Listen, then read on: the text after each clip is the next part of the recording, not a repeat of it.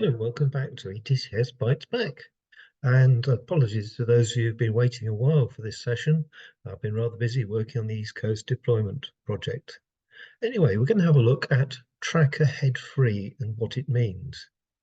And track ahead free is a term which is used in a number of different ways within the ETCS community. And it can be a little bit confusing for people new to ETCS. So what is it? Well, it started off as a way of proving there's no train ahead of the one we want to send an MA to.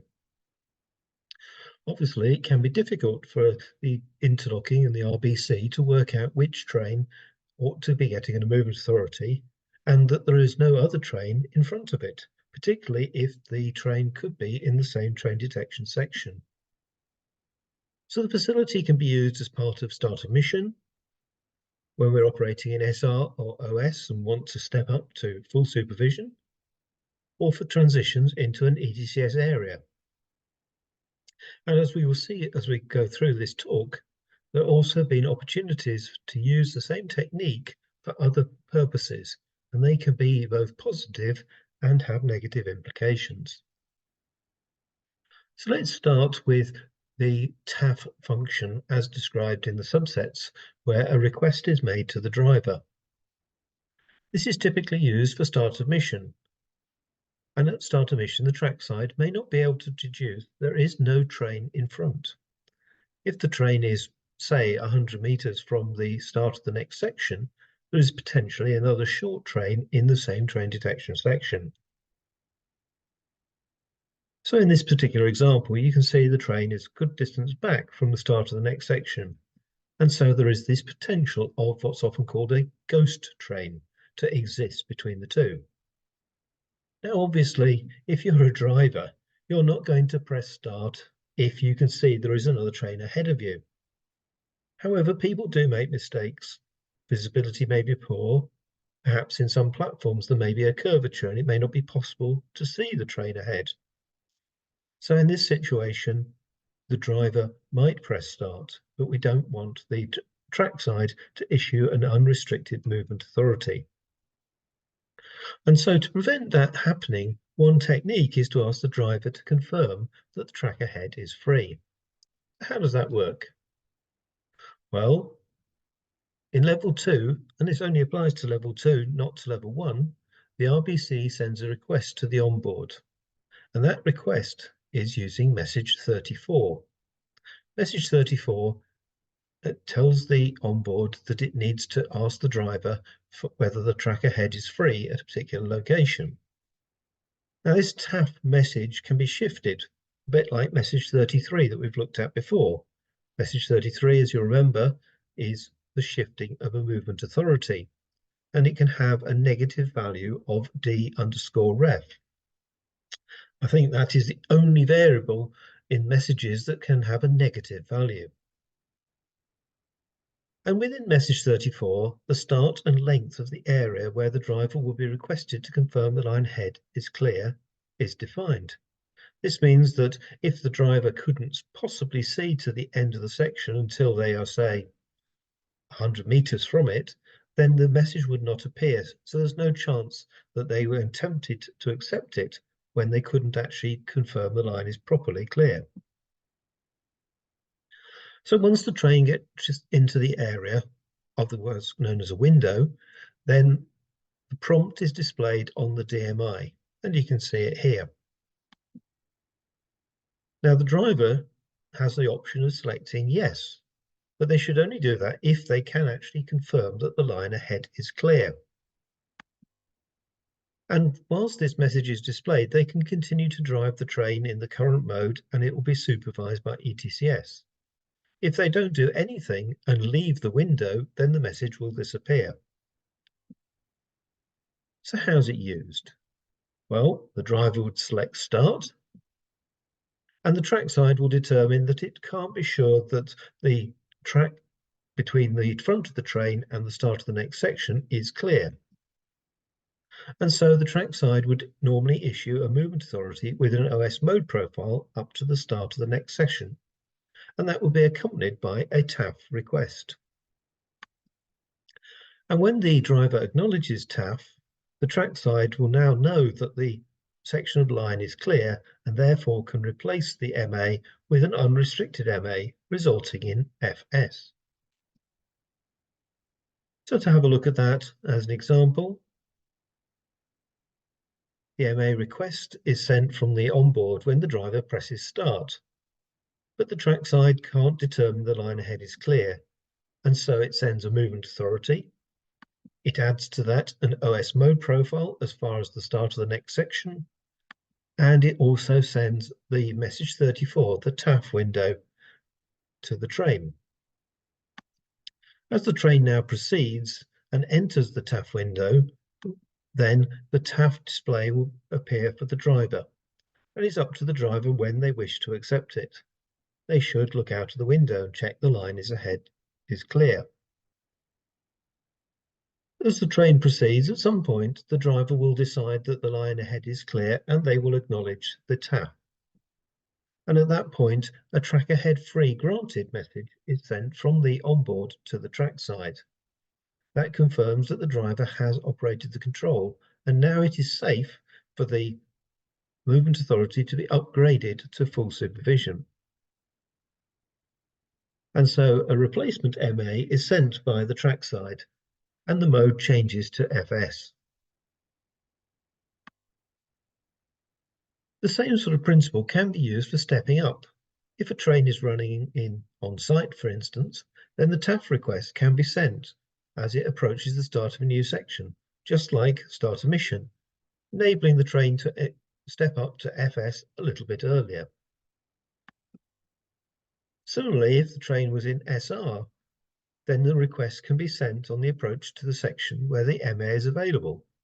In this case, acceptance of the TAF by the driver will trigger the sending of the first MA from the train's current position into the next section. So what could go wrong? Well, if the driver acknowledges the request in error, then they're going to receive an unrestricted MA, and the supervision that should have been there for operating in OS or SR may not be present. It's also noted the driver cannot reject the request. It just remains there until the train leaves the window. That's not such good news because drivers get trained to respond to requests quickly. And what happens if subsequently the MA is shortened? TAF request is unchanged, and it's not clear that you can actually shorten the MA. Whilst preparing this talk, I was reading subsets and trying to work my way through what exactly happened. And I found this within chapter 3 of subset 26. This is around when things like movement authorities and the like are changed. So, for instance, the stored data when you receive a shortened MA, item B on the list. And what would happen about the track ahead free request? Well, the table says that it's unchanged. So the track ahead free remains even if the MA has been shortened. It has a note 6, which actually then says that you should not expect the reception of a shortened MA when a TAF request is stored on board. But I couldn't find anywhere in the subsets where it said that the trackside must not send a shortened or changed MA if a track ahead free is still outstanding, nor can I find any behavior described for the onboard to say that it would reject such MAs if a track ahead free request was outstanding. So there's a little bit of interest here, and I am going to make some inquiries of colleagues in Europe to see if I can discover what is intended to happen and where it is documented. As I think you all know, subset 26 can be a little bit of a warren trying to find where information is. So another use for track ahead free, slightly different use this time, is when one is approaching a level 2 area. The train is operating level 0, 1 or NTC, and it's on the approach to the level 2 area and will have made a communication session. The trackside can be configured to send a packet 90 when a route is set up to the level 2/3 transition border. And that is normally sent from a Belize group, and it's only sent if the route has been set and is proved clear all the way to that border. So the train is going to be the first one to enter the level 2 area. The effect of receiving packet 90 from a Belize group is that the train will request an MA, reporting the reason, TAF to border, and that enables the RBC to send the MA knowing it is being sent to the correct train. Where this could be useful is if you have a number of different routes approaching the level 2 boundary. I've just drawn some signals leaving the 3 routes, but there could be intermediate signals as well between the convergence and the border. To determine which line a train might be approaching on, and if there were trains approaching on all lines, which one to send an MA to, could be quite complicated logic for an RBC, needing to look into an area where it doesn't control the infrastructure. However, by using the packet 90 facility, when a train is authorized past a signal towards the border, it will receive packet 90 and will send the MA request due to TAF. That then enables the RBC to identify the train which is going to next enter level 2, and hence it can send it a movement authority as well as the level transition announcement. Of course, the movement authority will not be enacted until the transition occurs at the border.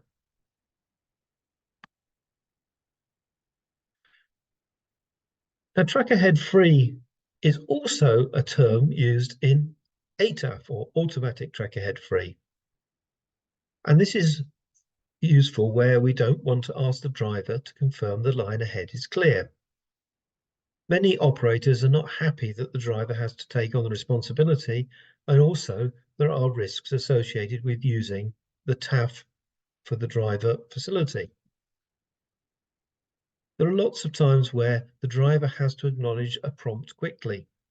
Mode transitions may have a time limit of 5 seconds, and Class B systems may have also conditioned drivers to action the response and then think about what the prompt was.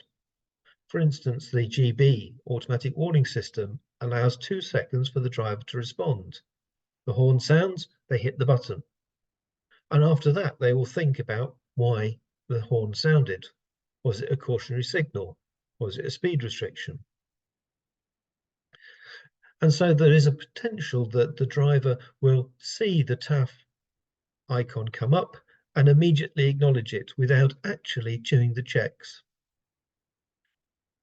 And because there is no option for the driver to reject it and remove it from the display, it could be seen as a distraction, and there could be a temptation just to accept it, to get rid of it.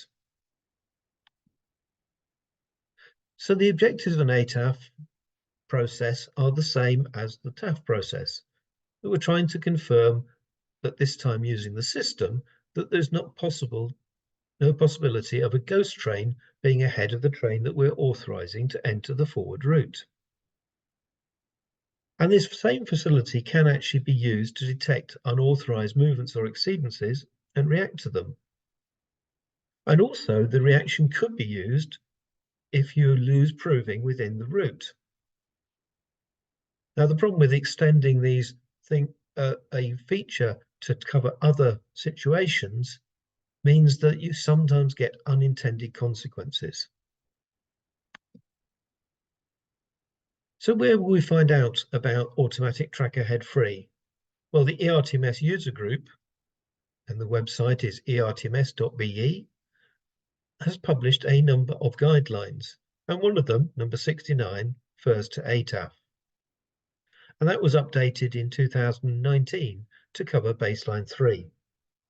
Previously, ERA, or the European Union Agency for Rail, had published a guideline which applied to baseline 2. So the guideline allows for a number of different ways of implementing ATAF. And the first one is using a position report.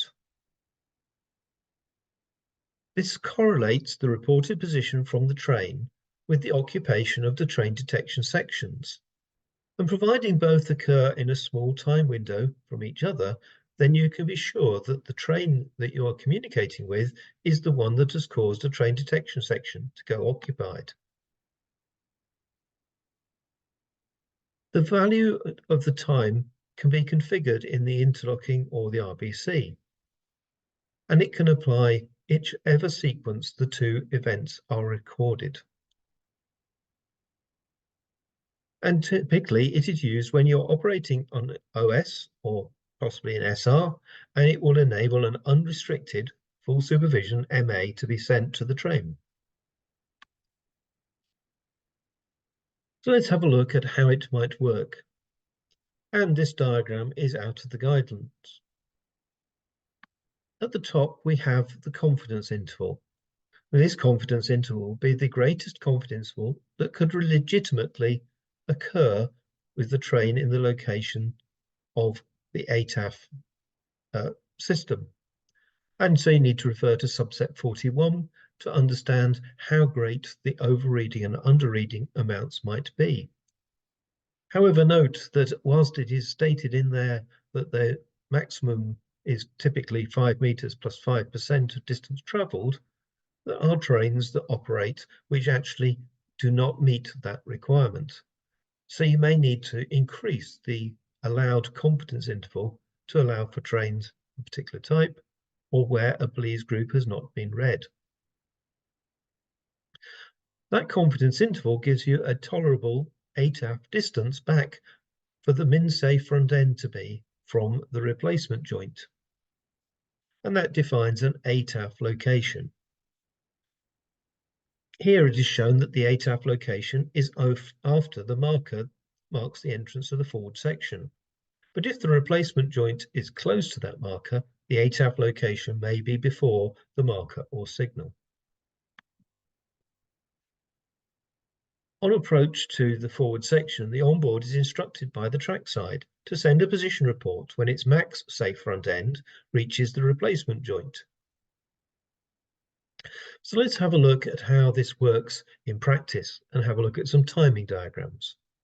So our train is approaching and it has received the information telling it to report a position when the max safe front end reaches the replacement joint. So as it proceeds, it will get to that point and it will send a position report. Now that position report will not be received immediately. There may be transmission delays. And whilst that is being processed, the train can move on and will enter the forward track section.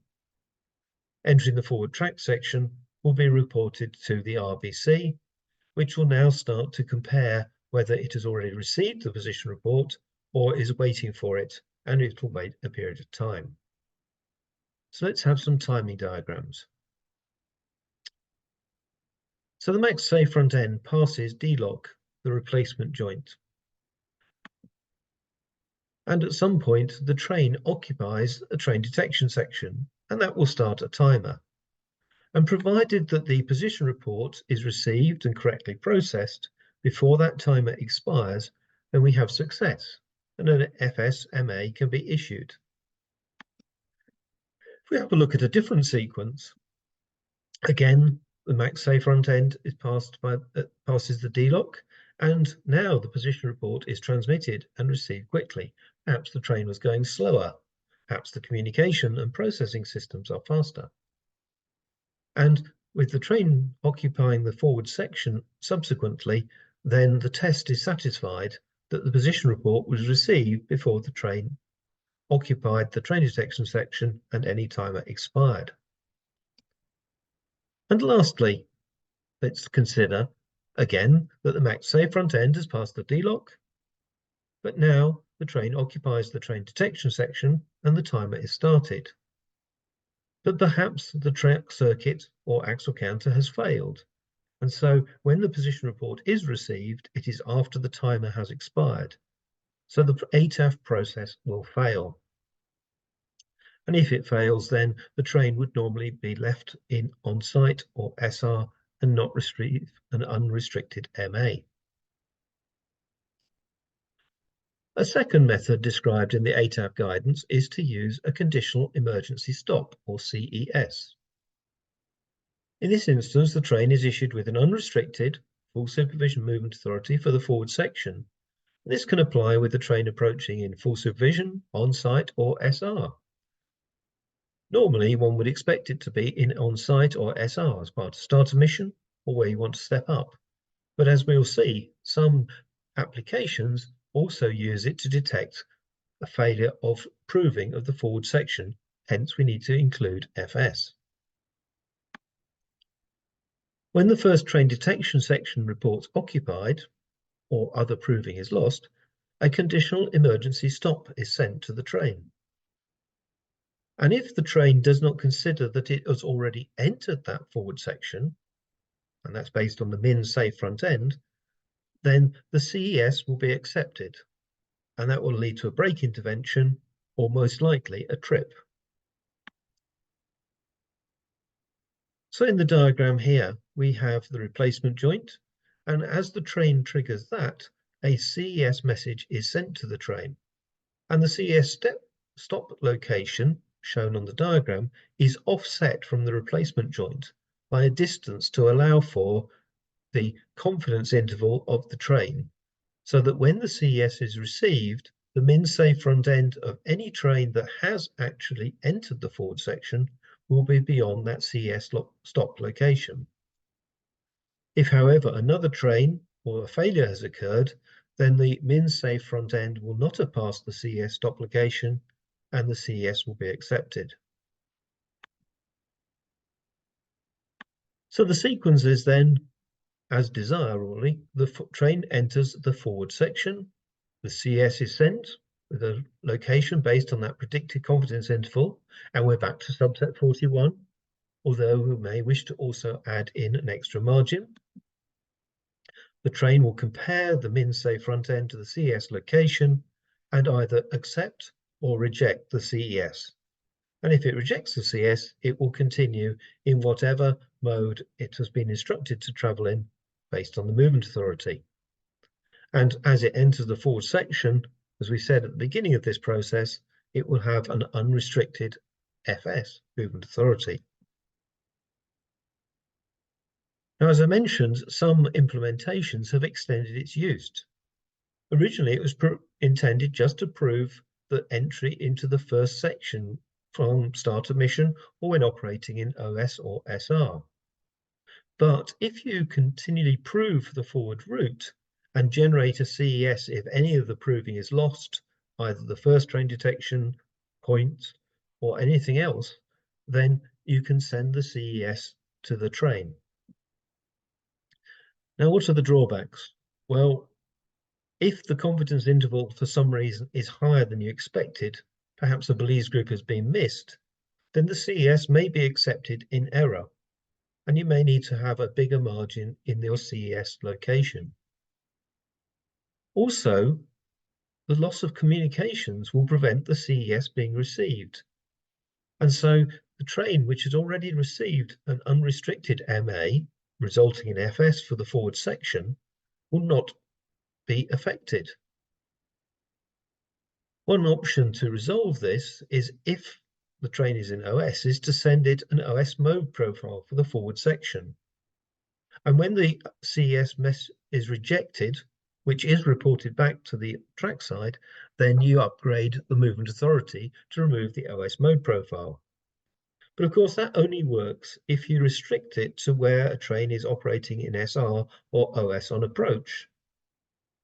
You wouldn't want to use this where the train is already in FS for the current section, because it will be getting an OS mode profile for the forward section, the driver would be prompted to accept OS, and then having entered the new section, the OS would disappear, so that doesn't work. So the CES method is not perhaps as good as other methods. So let's have a look at the third method. Well, the third method is using a distance guaranteed as free. And this can be used again for trains undertaking start of mission or approaching a forward section. The train position report received from the train is used to check how far the front of the train could be from the next section, and that uses the min safe front end. And if the train report tells us that the train is less than a predefined distance, then we can be confident there is no ghost train, there is no room for it, and hence an unrestricted MA resulting in FS can be issued. So our position report is sent from the train, and that will refer to the estimated front end and the min safe front end of the train. The trackside can then compare that location of the min safe front end to a proved clear distance from the train detection boundary. And if the train is within that proved clear distance, then we can be confident there is no possibility of a ghost train, and hence an unrestricted MA can be issued.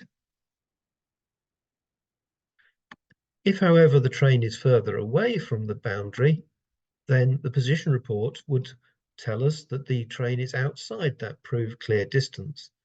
So hence there could still potentially be a ghost train there.